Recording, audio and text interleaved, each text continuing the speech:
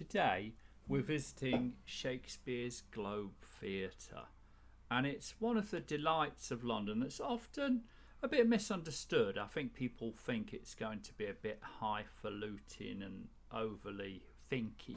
You're going to have to be intellectual to enjoy it. But actually, it's one of the most accessible ways to enjoy Shakespeare. My advice is to go in as a groundling. You can get a £5 ticket and stand as near to the stage as you can, unless I'm there and you can stand further back. And you'll be an interactive part of the play.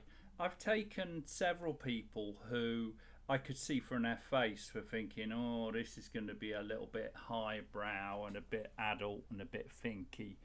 And then 2 hours later, they came out having had their drink drunk by one of the actors on stage, or things thrown into the audience with them, or a tap on the shoulder from Falstaff, or actually made an interactive part of the play in Macbeth. So it's a wonderful spot. But I'm starting today on the other side of the river in Queenhive, where King Alfred the Great resettled the Roman city of Londinium in 886.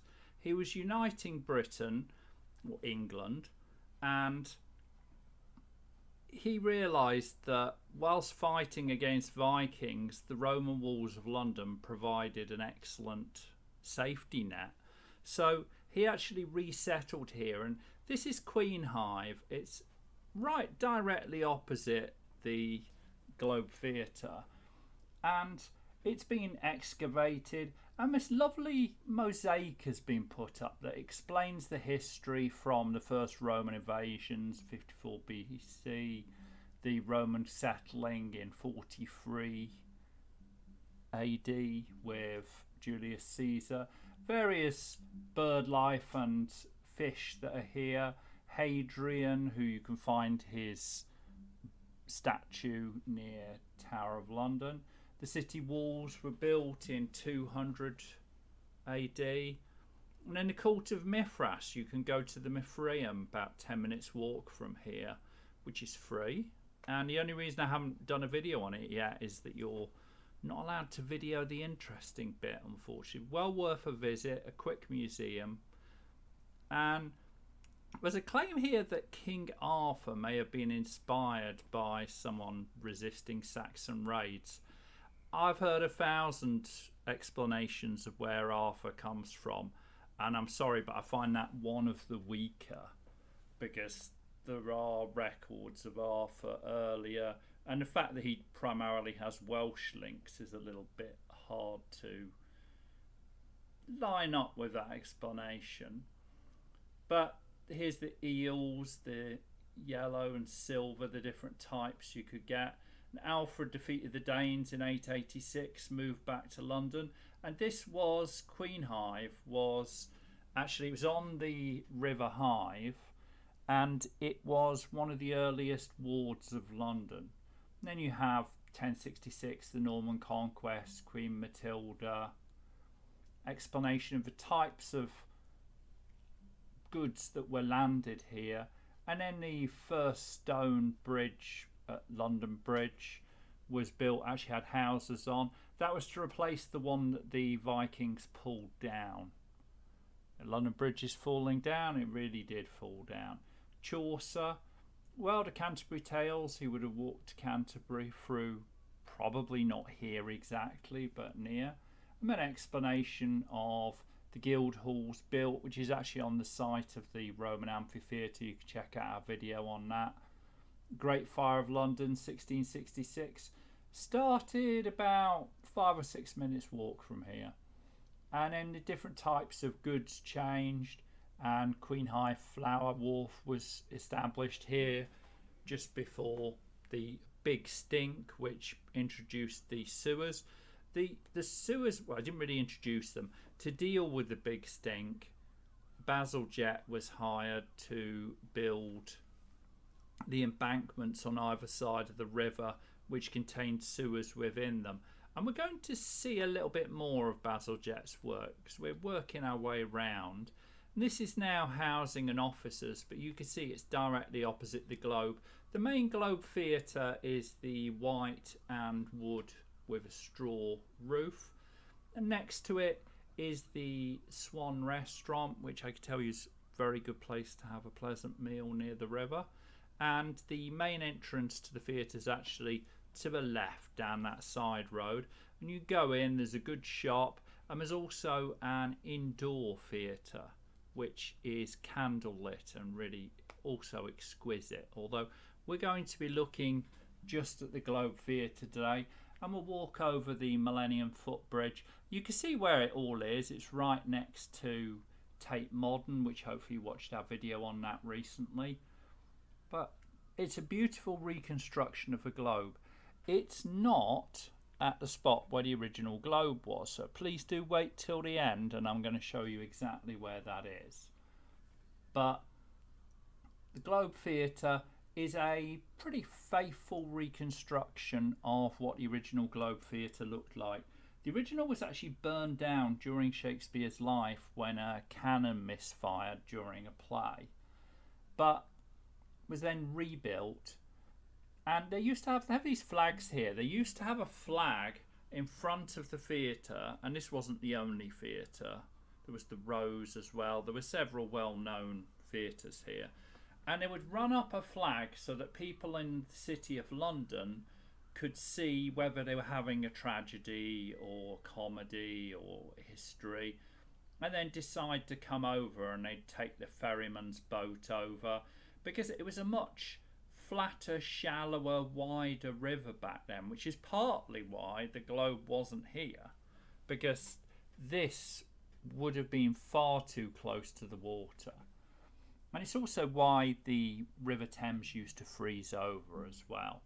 But you can see it's a beautiful reconstruction, maybe a little too faithful. What I mean by that is one of the best ways to tell a Tudor style building is a reconstruction or an homage to Tudor wood framed buildings is actually to look at the woodwork and not the colour, because the tone can change over time and with what treatment's been applied, but look at a curving wood.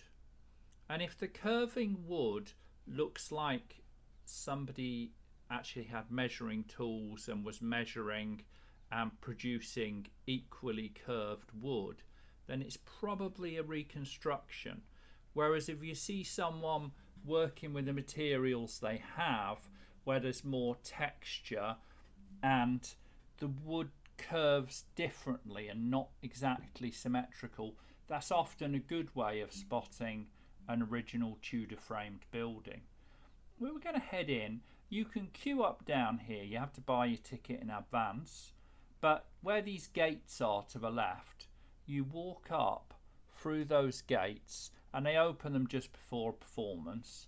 You can get seats. I have sat. It's not the most comfortable. You definitely want to have a cushion, but I would thoroughly recommend standing unless you find that difficult. And I have seen people pass out and be carried out by medics, because standing for 2.5 or 3 hours can be quite grueling. We're going to head up here. There's a blue plaque back there which I forgot to mention, to Sam Wanamaker, who actually was one of the key driving figures behind this reconstruction of Shakespeare's Globe. And every year they have about 4 Shakespearean plays. Sometimes they're quite modern, sometimes they're in period, often not the original period costume. But to give you an idea, I've seen Macbeth, Midsummer Night's Dream, Henry IV Part 1, Part 2, Henry V, Edward III, Troilus and Cressida, Twelfth Night, and they're all beautifully reimagined. Music is added, the theatre goers are engaged and involved in the play, and the theatre is staged with different editions. It's always quite stylised. I particularly liked the flags when they had the Henry ad, which Henry IV Part 1, Henry IV Part 2 and Henry V. And there was a day where they actually had all three of them on. You could go and see all three together. Sadly, I saw them separately, but I'm sure that was great. And there are really common showings. There's showings pretty much every day. So just plan ahead and have a little look. And for £5, you get 2 very entertaining hours. And if you find it a bit too Shakespeare, you can leave. There is an intermission, and you also can slip out the side door. But really beautiful theatre, and I love how they've recreated. There is no original picture of the inside of the stage. They've had to look at drawings and descriptions in texts of not just the Globe but also a lot of other theatres, and I think they've done a beautiful reinterpretation. I certainly always enjoy coming here, and maybe at the end I'll feature a little bit of a latest one. You're not allowed to take photos or videos during the performance, probably quite rightly, because you should actually be enjoying the show and not getting in other people's way. It is a shame though, because some of the performances are excellent. If we come out and turn right, about 200 metres down is this wonderful tavern, the Anchor, which is one of the few pubs to survive the Great Fire of London. It was established in 1616, and actually it was from here in 1666 that Samuel Pepys, the diarist, wrote his entry about the Great Fire of London. I've seen it claimed that Shakespeare was a patron. I've seen no evidence of that, although apparently Samuel Johnson, David Garrick were commonly here. There is actually a pub that's more closely linked to Shakespeare on the north side. His family owned property on the land. That's the Cockpit in Blackfriars. But I want to show you something here. Coming out of the side of the Globe Theatre, we're going to just walk around a corner and you'll see exactly what I mean about the Thames being wider and shallower than it is today, because built into the side of a building one street over is actually evidence of where the edge of the river used to be. Another place you can see that is in Embankment Gardens. You can see a large stone gate, and that was a gate to Devonshire House, which was actually the steps into the river. And here it is. Here's the evidence. This purports to be, and has the wear and tear to suggest it's true, the ferryman's seat, where the ferryman would sit and wait for you to come and pay your fare to cross the river. Because this is Southwark, and Southwark was always the wild and debauched cousin of London. This is where you came for sordid things like theatres. But a further 2 streets away, this is where the Globe actually was. And you used to be able to walk through this car park about 20 years ago, but sadly now people don't want people walking through their car park and past their flats. But they've built this small monument, and you can actually see the outline of where the theatre was. If you see the curved bricks to the right, they're actually the outline of the theatre. It was excavated but badly damaged, and there wasn't much that could really be saved. Certainly nothing that could be put on show as a building, because it was damaged a number of times. And this Georgian townhouse on the right was actually built straight over it and is a Grade 2 listed building. That curve there, so that's actually where the Globe Theatre was. And famous as it was, and we've all seen Shakespeare in Love, this is where that all started. So I normally only cover real history in speech marks, real sites where real things happen. But in the case of the Globe, I think this recreation has captured the spirit of the original theatre and offers a view of what theatre going in Tudor days was like, which I've never found anywhere else. The RSC is wonderful. There are local players who do a raft of theatre and particularly Shakespearean plays.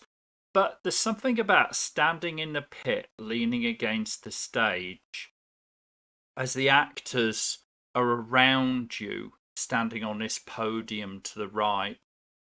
And even though this particular one, Troilus and Cressida, very reinterpreted with songs added and some twists from the way it was delivered that I'm sure Shakespeare wouldn't have recognised.